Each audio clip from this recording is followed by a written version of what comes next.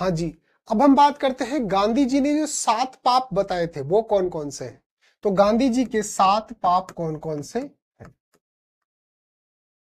7 पाप गांधी जी ने कौन कौन से बताए हैं उसके बारे में हम यहाँ पर डिस्कस करने वाले हैं। सबसे पहले तो अगर आप व्यापार कर रहे हैं, अगर आप व्यापार कर रहे हैं तो उसके अंदर क्या होना चाहिए? नैतिकता होनी चाहिए। तो व्यापार के अंदर क्या होनी चाहिए? नैतिकता होनी चाहिए। अगर आप ज्ञान प्राप्त कर रहे हैं तो आपका जो चरित्र है वो अच्छा होना चाहिए। अगर आप ज्ञान प्राप्त कर रहे हैं तो आपका चरित्र, मैं याद करने का तरीका बता रहा हूं, अगर आपको ज्ञान प्राप्त करना है तो आपका चरित्र अच्छा होना चाहिए। फिर बात आती है कि विज्ञान और मानवता। ये अगर आपको विज्ञान सीखनी है तो आपके अंदर क्या होनी चाहिए? मानवता जो है वो होनी चाहिए। अगर आपको राजनीति करनी है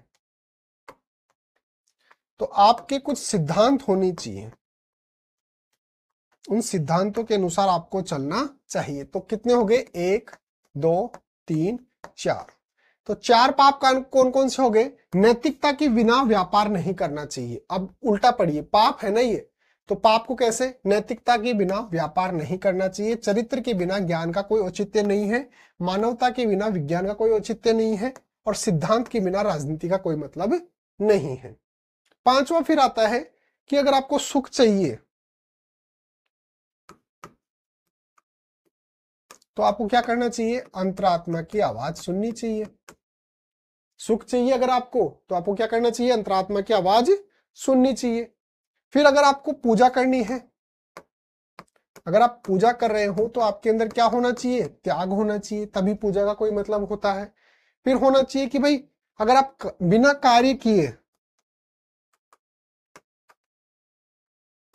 बिना कार्य के धन प्राप्त कर रहे हैं तो वो भी क्या है? एक पाप है। अब ये पाप कैसे हुआ?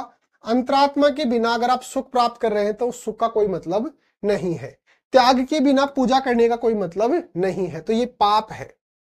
कार्य के बिना अगर आप धन प्राप्त कर रहे हैं तो वो क्या है? एक पाप है। तो गांधी जी ने जो है वो 7 पाप बताए हैं। कौन कौन से? नैतिकता के बिना व्यापार करना, चरित्र के बिना ज्ञान प्राप्त करना, मानवता के बिना विज्ञान, यानी कि यहां पर मानवता के बिना विज्ञान का मतलब होता है पढ़ाई लिखाई, ठीक है, सिद्धांत के बिना राजनीति करना, अंतरात्मा के बिना सुख की प्राप्ति करना, त्याग के बिना पूजा करना, और बिना कार्य के धन प्राप्त